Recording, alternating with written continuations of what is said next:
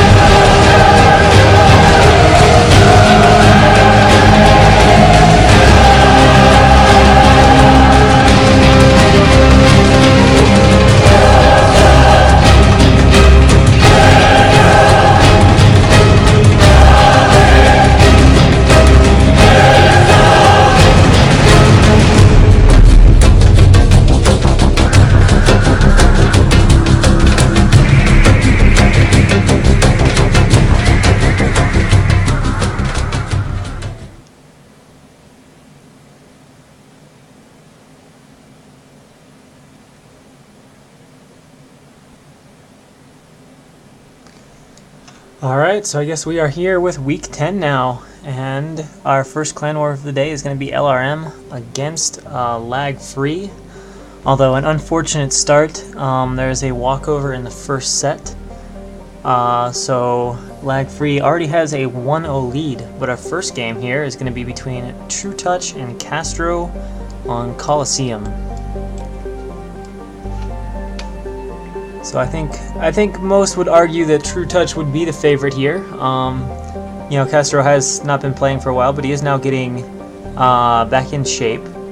But of course, True Touch had his wonderful run in TLFs and made it all the way to the finals, where he did get 4-0'd by Zeke, but of course Zeke is Zeke, and on top of that, he actually showed better games. It was not quite as lopsided as just like 4-0 sounds like. True Touch played well, so I would say he definitely is the favored player here. Your thoughts, Tom? Right, yeah. Looking forward to it. They are two rather skilled players. You're right that True Touch is really on the top of his game and would be favored. But I do like Castro a lot. I think Castro is a really strong player, so I'm excited to see the matchup happen. The map is going to be Coliseum, and given the matchup, given the two players, and given the map, I kind of wouldn't be surprised at all to see this game not get past third lanes. I think that we're going to see two players with very, very good lane control decide to go for aggressive openings, and the game could be very well decided in the first lane engagements. Yeah, my short prediction. They are what do you call it? Cross positions from each other, so there shouldn't be really any positional scouting stuff coming into play. So yeah, they'll both find each other on the second try. Yeah, neither are going to send Overlord cross map or anything weird like that. So let's get a few game sounds here. Alright, so spawning in the top left hand corner as our green Zerg, we have LRM True Touch, or LRM True Touch, and in the bottom right hand corner as the blue Zerg from LaGFree, we have Castro.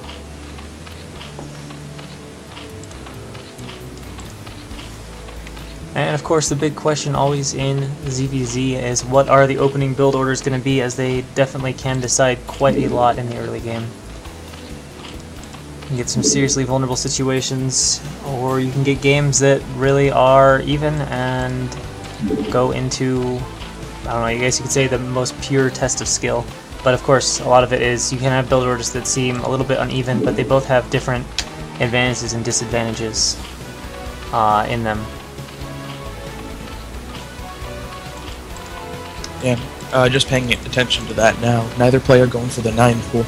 Yes, as both of them built their overlords.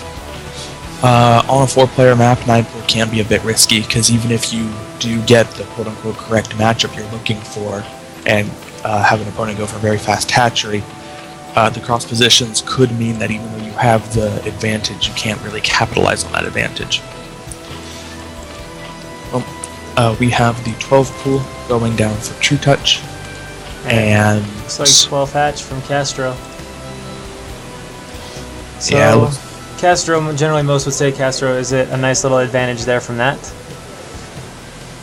Not insurmountable, but he will have the faster hatchery, a little bit higher drone count, and of course True Touch's lings won't be fast enough to actually pressure that hatchery.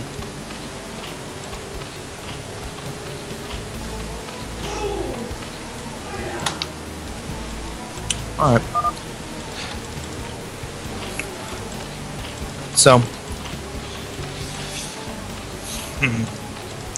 yeah, I'm actually have been a little bit surprised. In the ZVZs, at least the ones that I've casted for this tournament on this map, we haven't seen players taking their expos. Just because defending the choke can be really difficult on this map.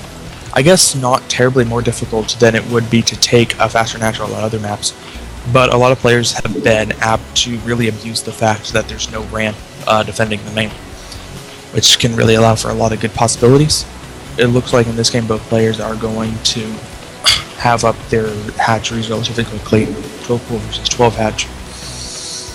And True Touch, having not found Castro, is only going to send one ling out cross map to look for him, as he doesn't want to leave his base with all of his lings and then have faster lings from Castro arriving in his base and killing everything while his lings are just looking.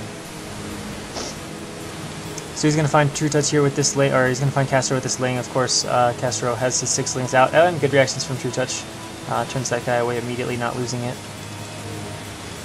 And we can see first 100 gas for Castro has been spent on Lair, and it appears True Touch actually went for link speed first. So he's going to have this little window here where he is going to have speed mobility advantage over Castro.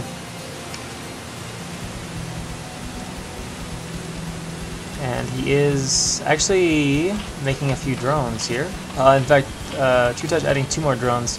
I guess he was just getting speed because he hadn't seen yet what Castro was doing and wanted the speed to be able to defend if it was something more aggressive. Oh, and actually, True Touch is going to sneak in a lane here and might actually get a drone if Castro isn't careful. He's pulling his links back, which should be able to defend this little guy here running around. Now running into the back mineral here, harassing this drone. Taking some damage, but there we go, Castro pulling it around. And True Touch is being generally obnoxious, forcing Castro to micro a little bit.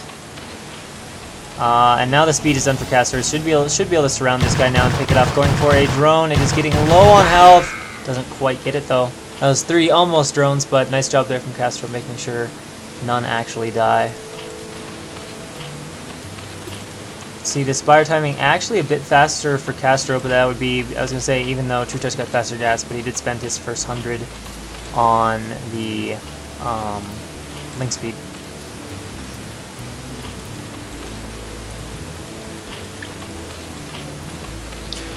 Yep. This game developing rather even so far.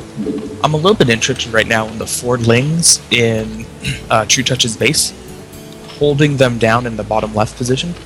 I don't think that's a misrally.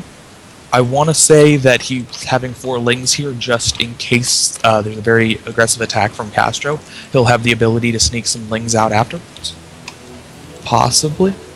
Yeah, and he was actually moving them around a lot down here in this bottom area. I don't know if he was looking for something or what, but they were like running around doing stuff. None of them have a kill or anything like that though. And now we see True Touch moving out with his large number of lings. Looks like he might try to hit for one of these Ling timings right before the mutas pop, although the mutas are about 3/4 done. I think they'll actually be hatching by the time True Touch gets here, so I don't think he'll do a lot with the Lings themselves.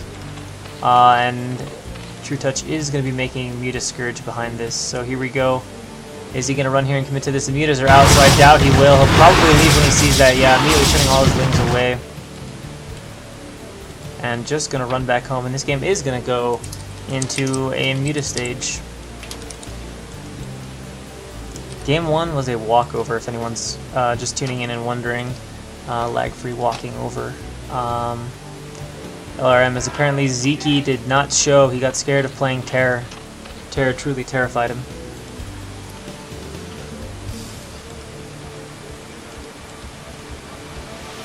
Interesting, Castro putting a few overlords around his base, I guess to watch for the Muta, but of course that means they will probably die. And oh, Castro sneaking in a little Ling here, being a bit annoying to True Touch. I'm trying to click on it. I don't think it had any kills though, I didn't see any drone blood or anything like that. But it does get a look at the saturation and whatnot. And both players right now content to just sit at home and build up their Muta Cloud. Gas has been taken for both. True Touch about 100 gas ahead, actually maybe even 200 gas ahead. Now they're pretty equal in their main geysers, so, but True Touch has started mining his natural. So he's actually got a little bit more gas available for him to work with, and now we've got True Touch coming across the map with Ling, Muta, basically everything he's got. Although it has to send a few Lings back to chase as Castro has snuck another Ling into the main of True Touch. So here we go, he's going for it, and it seems like Castro has a lot more Muta, and yeah, True Touch just has to turn and flee, and that little blue Ling has been cleaned up, and tons of Muta here, easily taking care of Castro's attack, no difficulty. And True Touch just forced to fly home and retreat away. Those sounds are really loud for me, by the way. Turn that down just a little bit. I'm trying to get a feel for the Muta count. It looks like 4 or 5 for True Touch and probably 8 or 9 for Castro, which is a bit worrying, although there's a few more. 1, 2, 3, 4, 5. Could be 7 or 8 here. Of course, now Castro, whoa, holy, Castro eats a boatload of Scourge, and now he's just going to go for the fight. So we're just going to see who has the bigger Muta Cloud, more Scourge coming in, and more reinforcing Muta. And True Touch realizes he has to leave, but a few Lings do sneak by. In the meanwhile, now running into the natural base of True Touch, and trying to target fire down a drone here or two, but the Muta arrive and clean those up, no problem. Drones mining gas, a little too slippery for those Lings to kill. Oh, and Castro being careless loses another Muta to kind of a rogue Scourge. So really kind of lackadaisical control there from Castro, costing him a bunch of Muta. He just kind of stopped and fought True Touch and just let all the Scourge find their mark. Yeah, this is a little bit unfortunate for Castro, especially considering that his +1 carapace is getting very close to finishing. I think he felt like he had a really good opportunity to go for a counterattack that he obviously didn't have there, but if he had just played it patient and gone for the attack after his +1 armor finished, which I assume was the original plan, he would have been a lot better off. I mean, +1 armor really isn't going to help you if you're not going to be able to dodge the Scourge, but it still would have been. Here we go, True Touch maybe moving in a little bit, picking off 2 drones. There we go, nice micro, and now we have the Muta engagement beginning again. A fleet of Scourge coming in, and again, Castro eating almost all of them. Castro either not able to micro or just actually not caring about the micro. He just seems to be kind of taking almost every Scourge. And Castro, whoa, flying some of the Scourge way too far, and the Muta again engaging. And the +1 carapace is done. True Touch has no Muta upgrade, so Castro is good in that sense. And kind of Scourge flying everywhere. Now Castro microing against them, but still some more Scourge land. Another Muta goes down, and Castro, oh my god, this has got to be 5-6 Muta now lost to Scourge. Still seems to have an okay Muta Cloud compared to True Touch, which is really interesting given how many Scourge hits he's just endlessly devouring. And who has more Muta here? I don't know. I think it's a 2-on-2 fight. There might be a third there, but the +1 obviously being pretty helpful here for Castro. And now Castro sending some Lings out across the map, but more Muta Scourge on the way for True Touch. Lings are spotted, so Muta will come back and try to clean those guys up. I think they're going to make it inside the base, though. Oh, and Castro splitting them up, so the Muta can't deal with them. True Touch forced to run the drones from this back base. Looks like he might... No, actually paying attention to it, but The Ling's too speedy, no drones lost in the main, so nice job there, and the Muta will clean up that last Ling finally. And Scourge from True Touch at the same time, coming in hunting, looking for Muta. Can't quite find their mark in time. And Castro has popped up his third base over here, so if he's able to hold on to that, he can get into a pretty good position, especially since that base does have Vespian gas. Castro has eaten a lot of Scourge, but just looking at his position, he's slightly ahead in supply. He does have a third base up. He does have an upgrade for his Mutalisks. If he doesn't have any really serious errors with his micro, he should be able to be in a very strong position going into the later stages of this game. True Touch is really going to need to make something happen.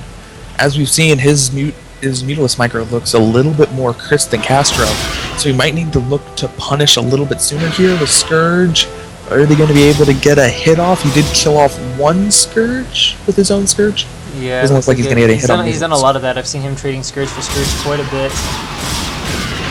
And another crazy Muta battle ensuing, almost hard to follow. And now True Touch has snuck in some of his own Lings, coming into the base here of Castro, and surrounds the few Lings Castro has out. Actually, Castro's popped a bunch of Lings to try and deal with this, and it looks like he's got enough, especially with the Muta returning home, but at the same time, oh, never mind, those weren't Muta, but he does get one drone kill out of it before the Lings are picked up. And Castro just has some Scourge kind of sitting out here in the center of the map, now sending them over at True Touch's Muta, or looking for them anyway. He has spotted them, but True Touch is paying attention, looking for this, and will micro those down pretty easily. And now Castro taking his turn to send some Lings over into True Touch's main. True Touch decides, nope, I'm going to ignore this and go for it. But he also sneaks in two Lings at the same time, and then turns his Muta around, but being chased heavily by Castro. And a bunch of Lings running in. True Touch with no sunken, no Lings out. Going to have to run these guys. Could lose a lot of drones here, but at the same time, Muta battle going on, and Castro with a +1 carapace seems to be taking it. The only thing keeping True Touch in this game at this point is the fact that Castro doesn't seem to care about microing against the Scourge. As obviously he's got the bigger flock and has his +1 advantage. And now True Touch taking this advantage, trying to get rid of these Lings, but now forced to fight Muta against Muta. But I think True Touch has numbers here. Yeah, and it's left to one Muta, and Castro will have to run away, but True Touch very behind in supply now, about 15 down. And more drones being killed by these Lings of Castro. True Touch not running them. 2 drones are down, and it looks like that's where it'll be staying at. And of course, that is one of the advantages Castro has going for him now, is he has 3 hatches, so that is a larva advantage, which allows him to sneak in a bunch of those extra Lings when he wants. And Castro with another Ling run by all of the Muta right there, again going for the splitting up of the Lings.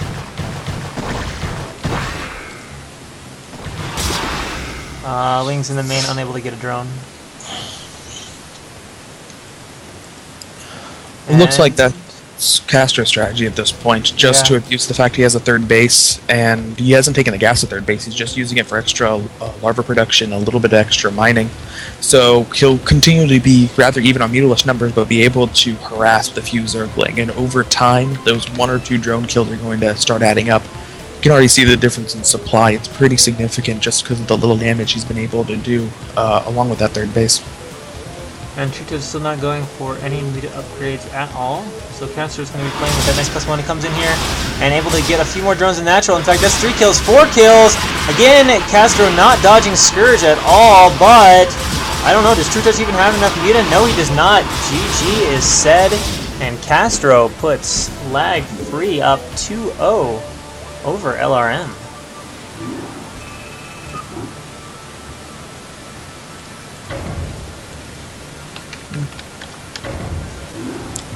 So a definite upset right there, and a pretty nice ZVZ. Kind of action everywhere, Scourge flying all kinds of places, hitting Muta all the time.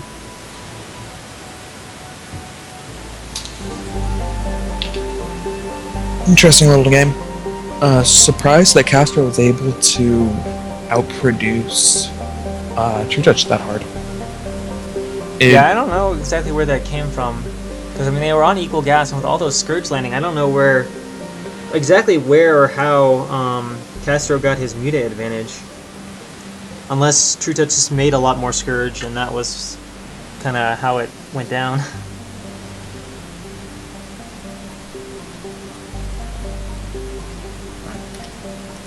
So of course our next matchup is going to be Technics against FBH. I want to call him Firebat Hero, but I doubt Firebat Hero is playing for LaGFree, as exciting as that would be.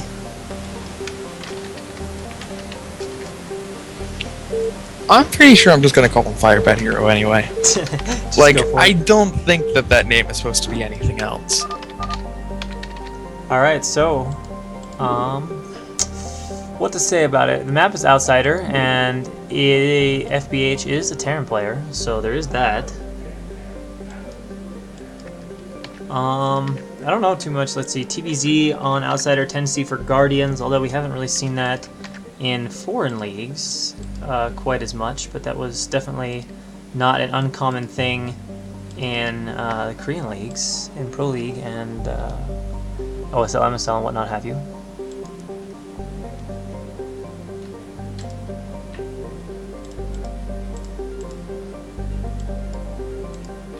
So I guess here we go into our game. And spawning in the bottom position at the 5 o'clock position we have Technics. And over on the left side at the 9 o'clock position we have LaGFree FBH. Fake Firebat Hero. As you said, don't know a whole lot about LaGFree's player. Haven't seen him play any. But Technics, it's been a while since I've been able to see Technics versus a Terran player. So he does do things a little bit outside the box. At times, yes. TVZ or ZVT. I'm pretty sure it was a while ago, as I said, since the last time I casted him. But I've seen him go Hydralisk in a few games versus Terran opponents. Hydra Lurk or just pure Hydra? There's some Lurker, but mostly Hydra.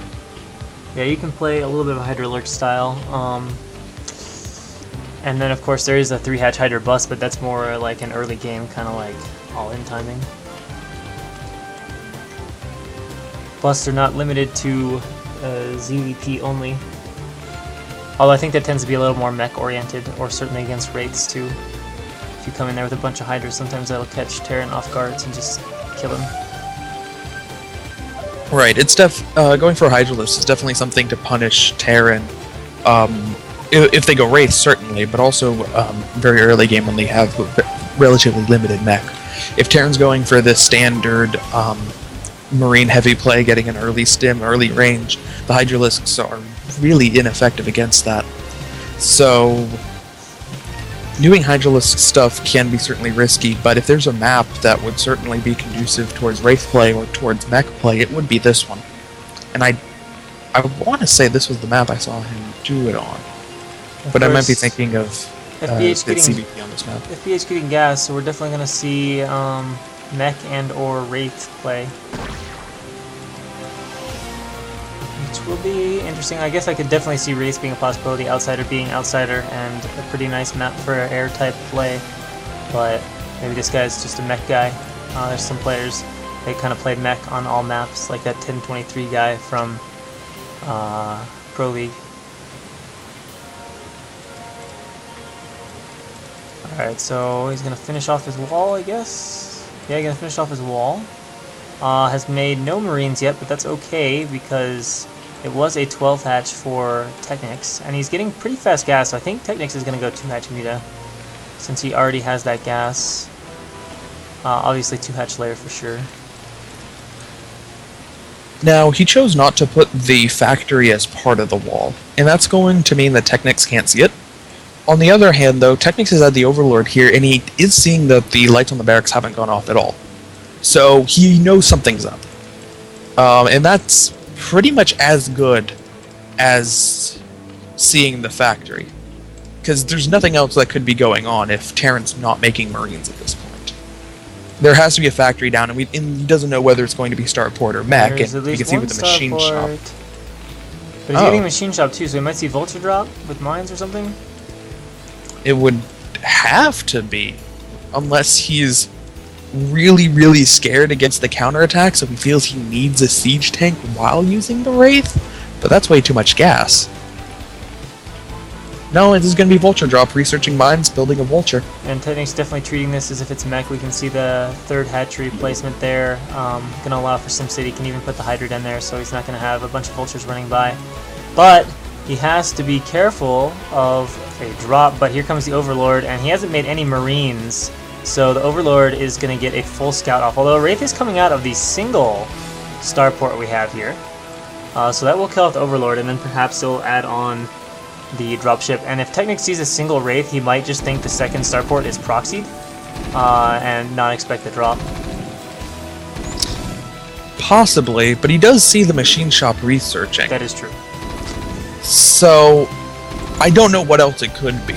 I mean, it could be a siege tank drop instead of a Vulture drop, but it has to be a drop of some kind. You don't research Goliath range super early if you're going Wraiths, and you don't get casual mines or casual siege mode if you really do want to go for some kind of two-port thing.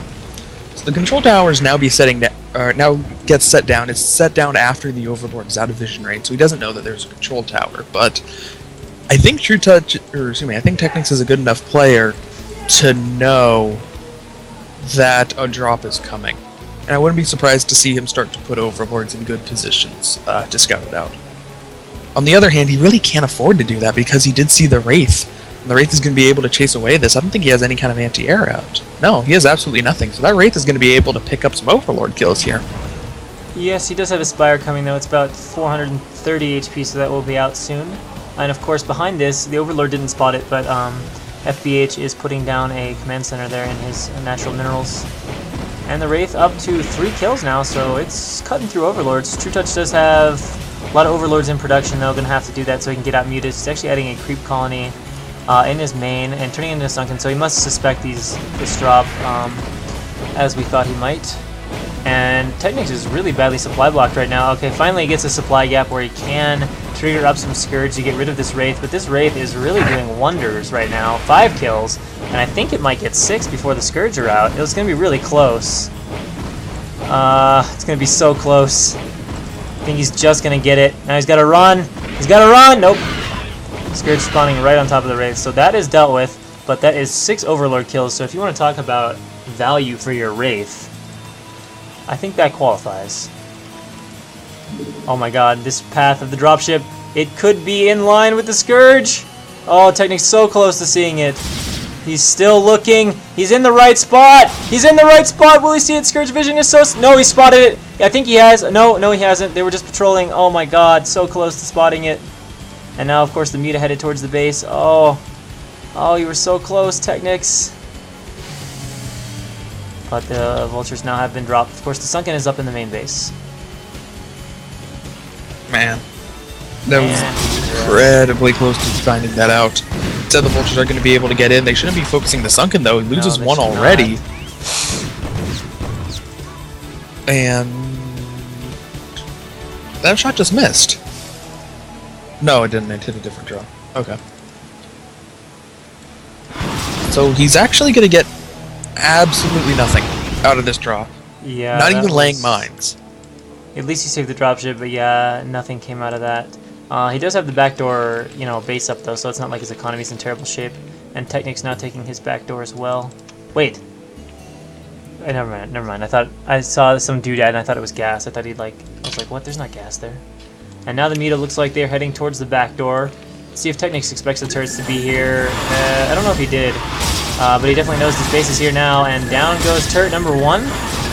And now just picking off a few SCVs, and the second turret will fall.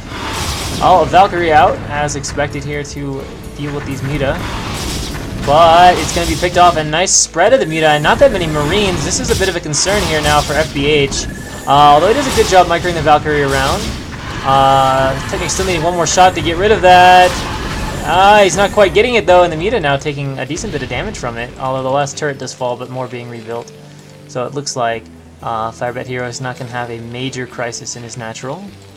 And Technics is actually sending a drone up to 12 o'clock too, and to grab that base to get a third gas.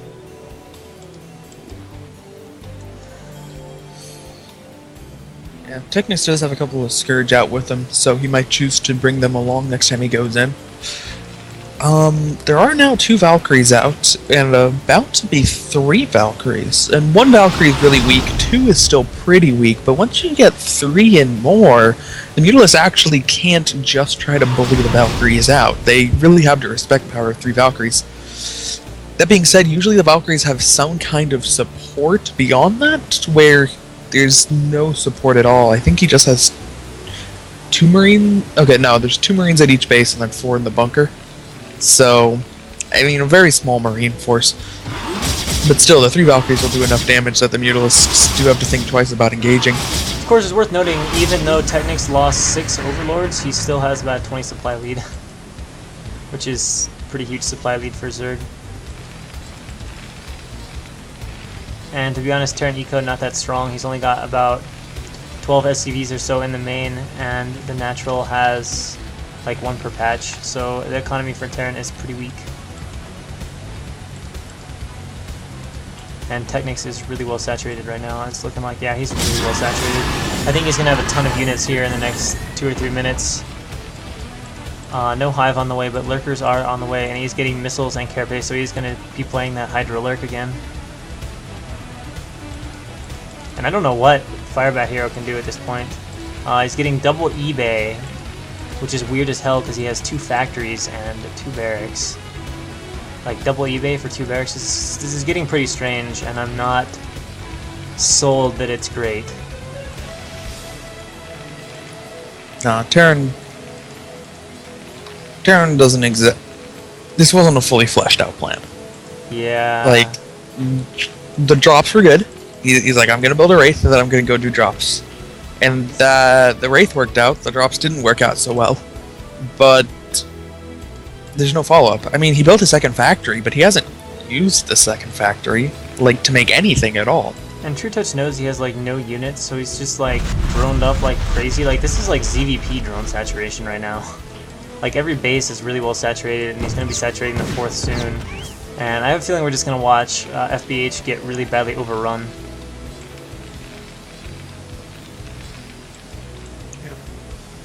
93 supply to 63, so now it's a 30 supply gap for Technics, and that is only going to grow.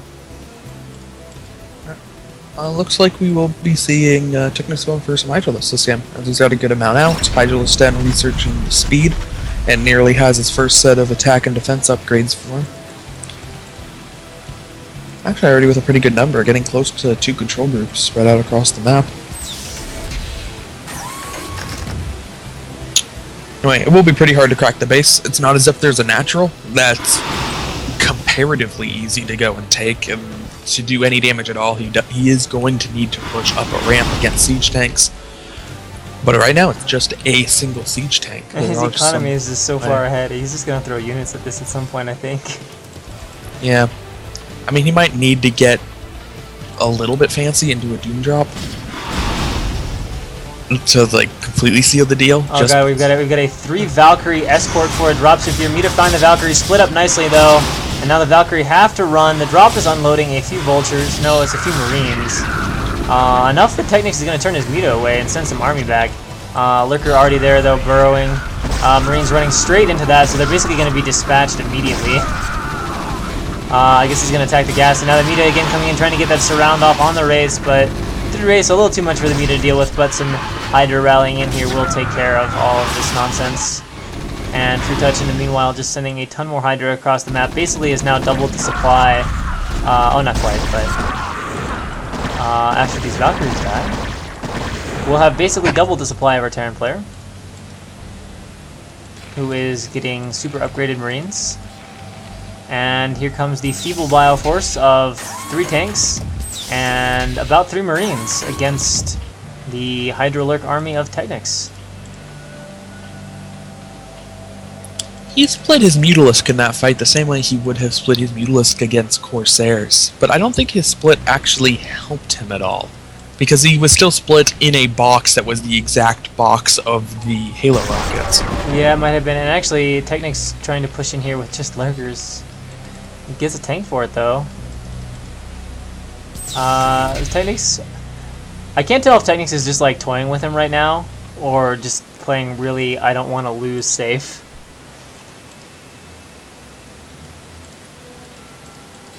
But really, for a game that we're 13 minutes and 45 seconds into, I don't care if it's 2 base or not, the fact that Terran has only 70 supply is pretty telling how bad his SCV saturation is. And Technics is now researching drop at his lair. So, I guess you felt the same way I did, that trying to overwhelm those tanks up a cliff with Hydralisks, even if you have that big of an advantage, just isn't going to work out terribly well. So, quick little drop. Going to end this game pretty soon, I would imagine.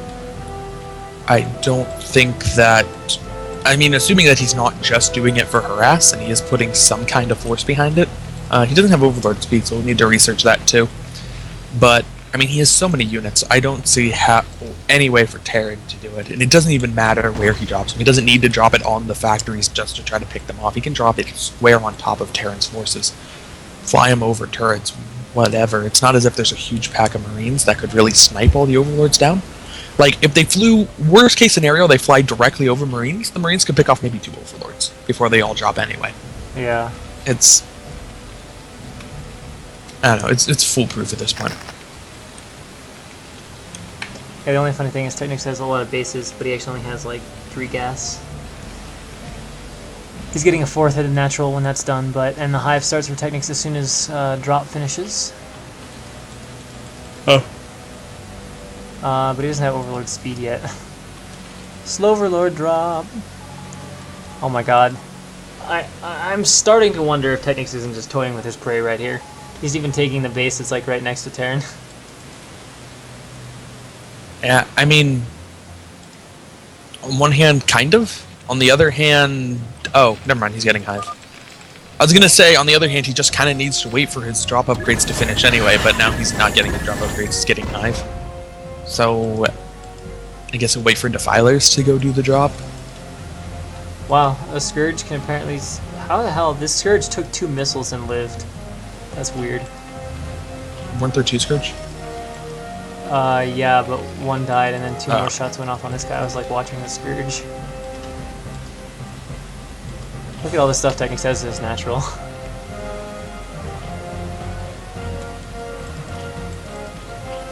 There's like drones that are for phase 2.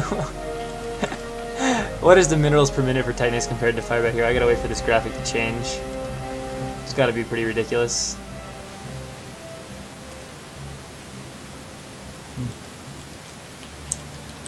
God, Technics, just go kill him!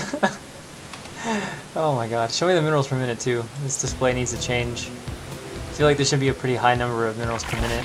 Oh, I hear drop loading up. Alright, maybe we're gonna go kill him now. It's loading up slow overlords. Oh, they just became fast overlords. I think he's gonna do like the most massive drop in history. I really hope he gets like 30 overlords and just drops 30 overlords worth of stuff in the base. What? He built a second layer to be able to research to get speed? Okay. Speed. So you can get Terran's being a little bit annoying behind one of Technics' infinite bases. What a travesty. The tank's actually gonna survive the link, so he's gonna siege that up and start attacking a few drones, but I don't think Technics cares that much. He's making a few sunkens, won't deal with the tank, but... Oh well. Yeah, and since Terran mined out the minerals back there, if after he drops his units to take care of that, he could just march them up through Terran's base. Yeah, and clean it out that way.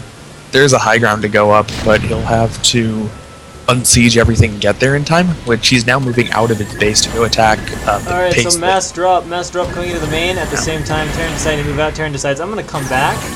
Everything now being dropped for Technics. It appears to be mostly Hydra though, so in this tight space, tanks might actually clean this up okay. But at least it's going to start some fighting. Some factories might die. Radiate going down on a Hydralist. Technics splitting that off. It looks like he's going to get 1 kill on the factory. And just kind of retreating everything out of the way of the tanks. The Marines fighting the Hydra, but without their medic support, so they are just getting shredded by this drop. And this is actually being somewhat effective. And I thought it was just kind of going to get squashed because it was all the tanks in a tight space, but this is doing okay. And now Technics is going to start sending in the Lings at the front. They are actually largely ignoring the tanks, coming in a little bit discoordinated though, so they're actually, I don't know if they're actually going to start killing the tanks yet. They might start to make it onto him, and now he realizes he has to unsiege, but he still has Hydras killing stuff in the main, and I think Technics is just going to like endlessly Sauron in Lings now until FBH just has GG. There's only one tank left in the natural now defending it. Technics is not even controlling these lanes, he's just letting them attack like Comcast over there. Alright, so the third base is evacuated. Technics did lose his backdoor hatch, and Terran is trying to mine from there, but it's like super distance mining. He's floating CC out, but now Technics is actually sending in links from the backside too, trying to crack this base from all entrances. And there are just way too many Zerg units here. This defense will hold for a while, but eventually it'll just break down as the eco dwindles and is extinguished.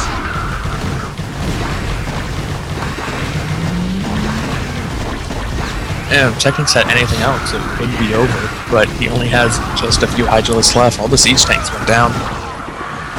Oh, did he actually get... Okay, then this will crack pretty soon. From Infinite Unit Sauron. Oh, even Ultra is now on the field too. That'll help crack this. And doesn't have a machine shop to make more tanks. He's now getting it and rebuilding the factory, but it's way too late. GG. And there it is, GG. Technics puts LRM on the board.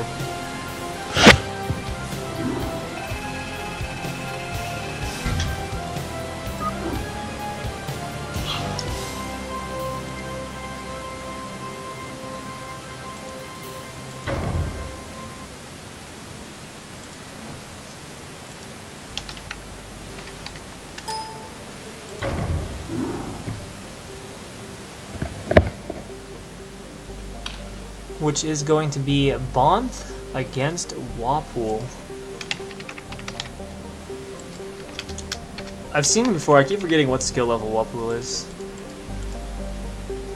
Bonth has had pretty strong results though, so I want to say he's the favorite, but I'm not entirely sure. Yeah, I would definitely favor Bonif. M4, M4.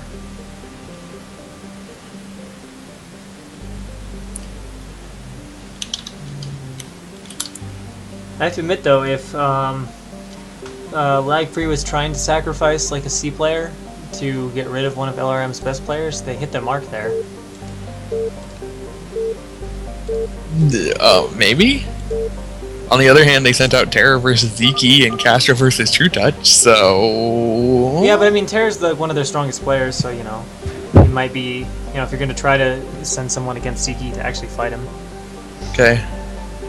And of course, the map is going to be Overwatch, which is one of our user-made maps. So in the top position, top left, as our blue Protoss, we have LRM Bonth. And in the bottom positions, our brown Protoss, we have Wapool.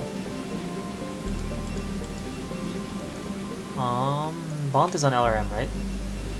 Bonth is on LRM. Yeah, LaGFree Wapool. Alright. So, can Bonth tie it up? I don't think we'll see 2-base Reaver into carrier in PvP, although that would be fun.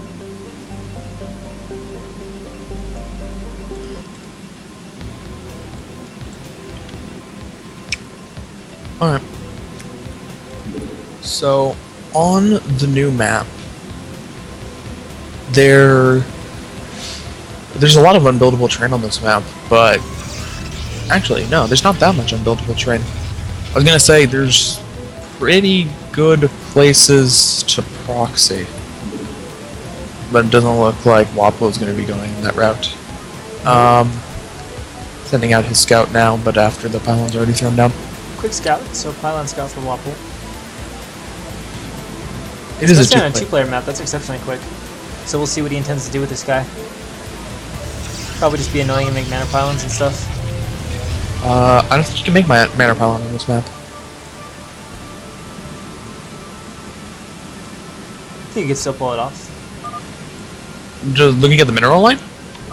Like, maybe is that there bottom a space? patch, maybe between the top 2 or 3 there.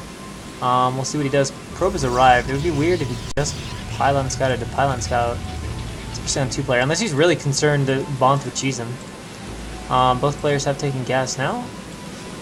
Timing's pretty identical on that.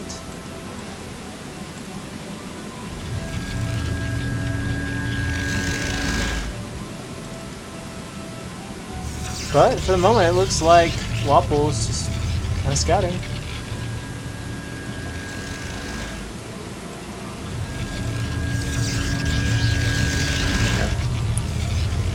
Neither player opting for Zealot, so they're going to go just both into core. Oh, wait, never mind. Oh, never mind. Core's already made, yeah. So both players going core first. It looks like Wapple is going to skip the Zealot entirely. Bont will make at least one, but...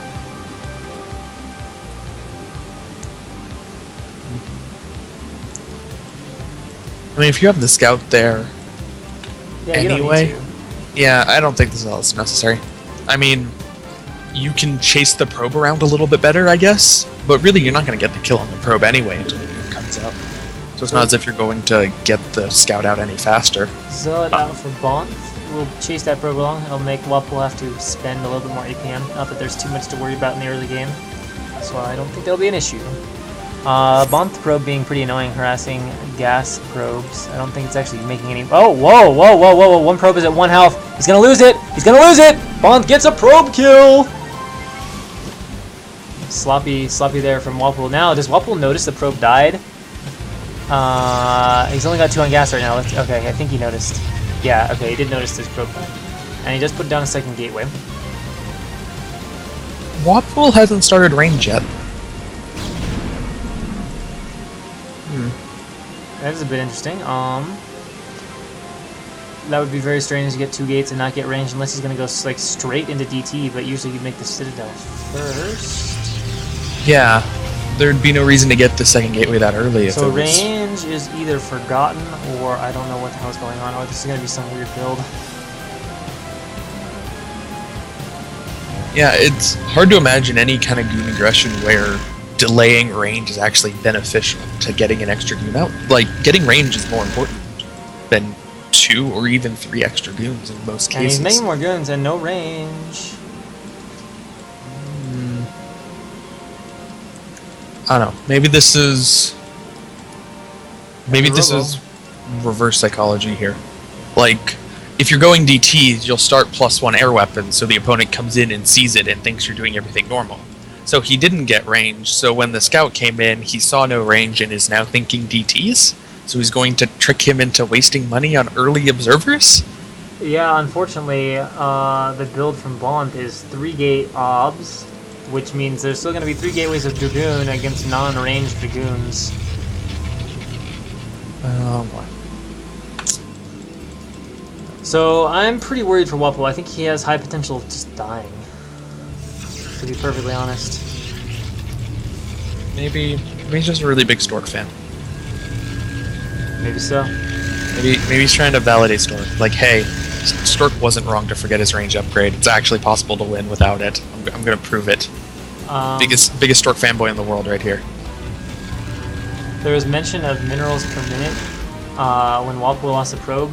Number 1, the probe that Wapple lost was on the gas, and secondly, I think that Bont may have done a slight probe cut for his 3 gateways because he had them all finishing at like 30-something supply, like low 30 supply. So Bont rolling out with some goons now. Wapple still has no idea that he doesn't have range. Or he got like the fastest possible range and we just missed the fact he got range. Definitely did not get range. Yeah, I didn't think so.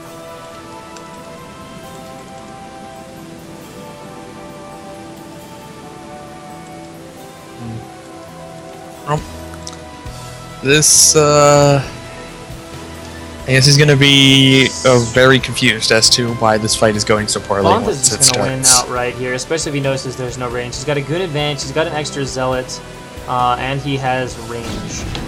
So this is gonna be horribly bad here for Wapple. Although one of Bont's goons is being exceptionally retarded. Although you can see how many goons are not really fighting that effectively. Wapple actually appeared to target one of his own goons. And more should be coming in here from Bont. Has Bont noticed that there's no range yet? I don't know. Wapple certainly hasn't. Oh, he just suddenly starts range. He's like, oh, fudge! Although Bont may not have noticed. He didn't really seem to be abusing the fact that there was no range. He just kind of came in there and fought.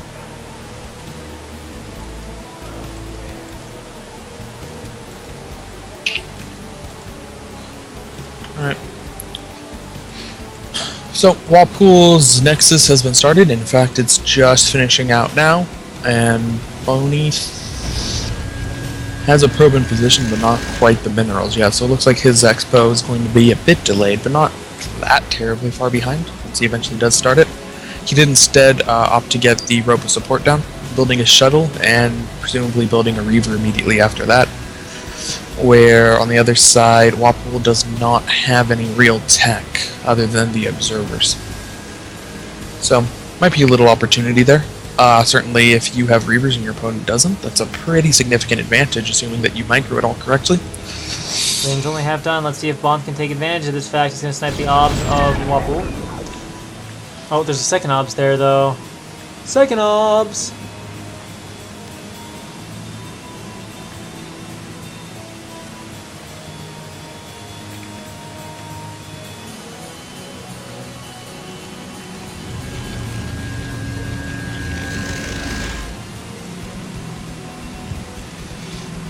Alright, so range finishes up.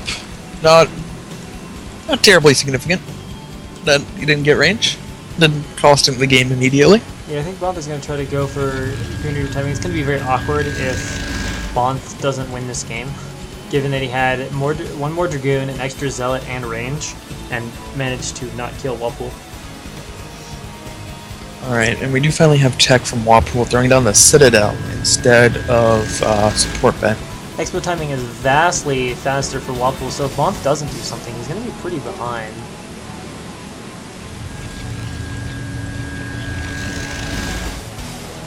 He's getting that second Reaver out now. Of course, gateways are already to 5 for Wapol and a Citadel on the way.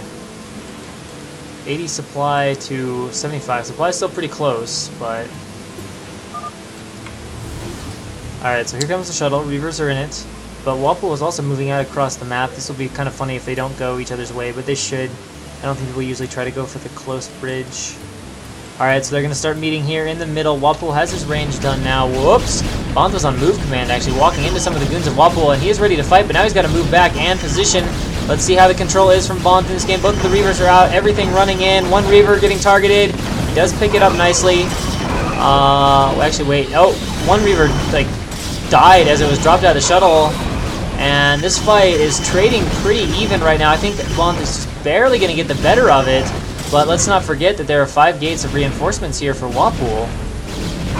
So while he will be forced back at the moment...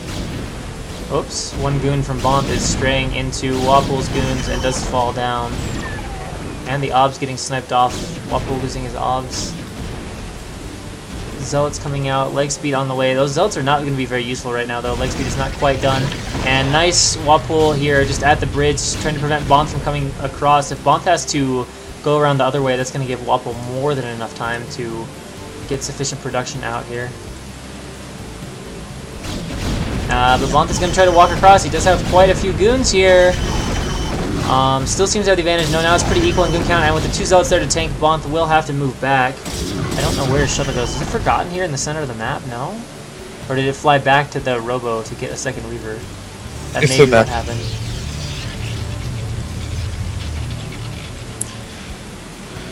Unfortunately, he wasn't able to quite keep those Reavers alive. They did a lot of damage in that fight. Definitely what gave him the ability to win, but if he had kept him alive, he could have been a lot more aggressive there against such small numbers from his opponent.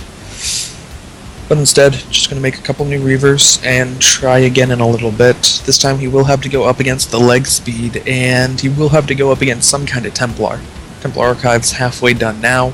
That would be enough time to get Storm if that's the direction he's going. Otherwise, some late DTs, never hurt anyone.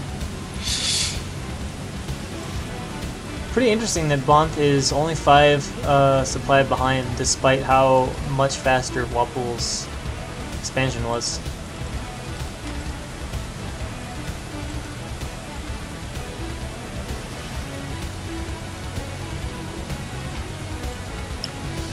Alright, so Wapol, interestingly, not camping the high ground. He's going to again move out to attack.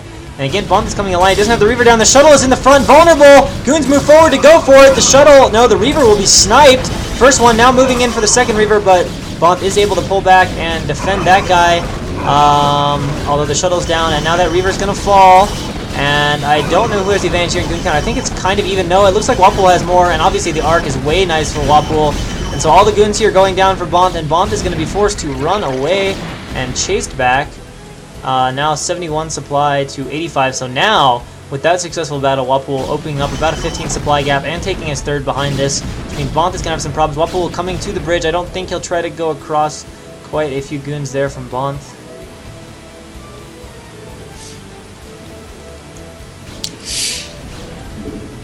He's not taking full advantage of his Reavers. Part of what makes Reavers super strong is the fact that they have a good amount of bonus range compared to goons. Oh sweet Jesus. Oh sweet Jesus. Oh. There's no obs! There's no obs! Oh my god! DTs! Alright. There's no obs. Oh my god, he's making a Reaver. I think Bont is done for. I think he's cooked. There's DTs in conjunction with this attack. They're gonna like go kill all the probes and stuff. And they're also doing a lot of damage to the Dragoons, and Bont is like, oh shit, no, this isn't right, this isn't fair. So nice tactical move there to add in those 2 DTs, and this is just going to let Wapol move through, and the game is over, I think. Some slow lots coming out, but the reinforcements are going to be too much here. The Obs is desperately being recalled back, but it's going to be too late. DT finishing off the Goons, that is just so much extra damage going down. They can even pick off the probes as they want. And I think Bont is pretty much over and done with here. Wapol is going to give LaGFree a 3-1 lead. And the Obs will get sniped off for Bont. The Obs! There's only one Obs. I'm surprised Wapol wasn't targeting it down. And Bont says GG. Wapol giving LaGFree a 3-1 lead.